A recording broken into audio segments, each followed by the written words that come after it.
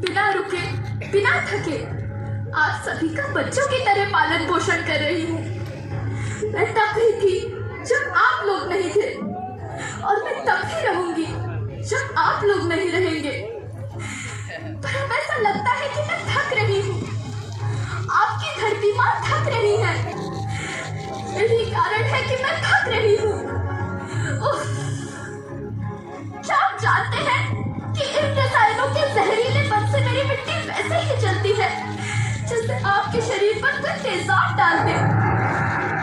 लगता है मेरे बच्चों को मेरे दुख का अंदाजा नहीं है। मेरी मिट्टी बंजर हो रही है।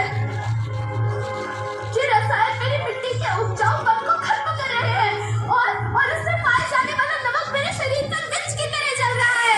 मेरी फसलों की पैदावार कम हो रही है। मैं धीरे धीरे और थक रही हूँ।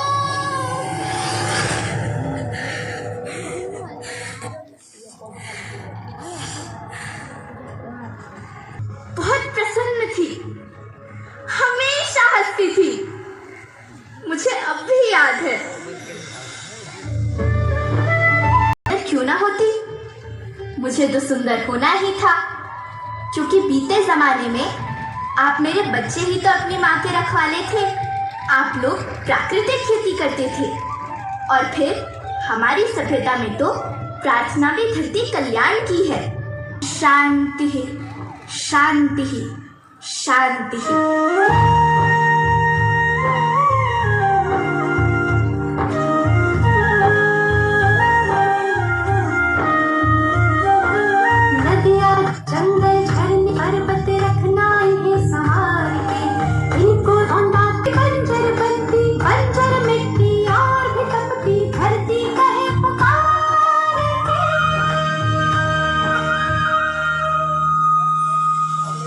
हजारों साल से मनुष्य धरती की गोद में रहता आया है, लेकिन आज मैं आपसे पूछती हूँ कि आपने इसके बदले धरती माँ को क्या दिया?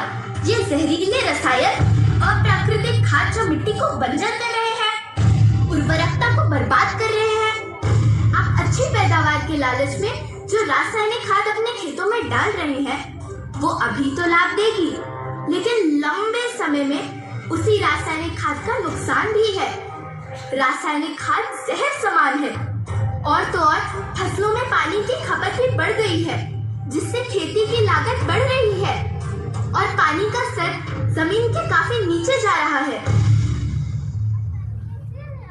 माँ हूँ, मैंने तुम्हें सुख से जीने के लिए पर्याप्त संसाधन दिए हैं, पर तुम्हारे लालच की पूर्ति के लिए नहीं दिए। ऐसा लगता है कि थोड़ी सी अधिक पैदावार और अपने लालच के लिए आप सब अपनी अगली पीढ़ी, अपने बच्चे के भविष्य के बारे में सोचना भूल गए हैं।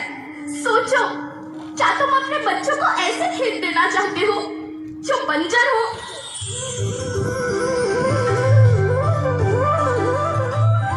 अरे भारत की बेटी हो, आओ तुम ही मेरे बच्चों को कुछ बताओ। धरती माँ, हम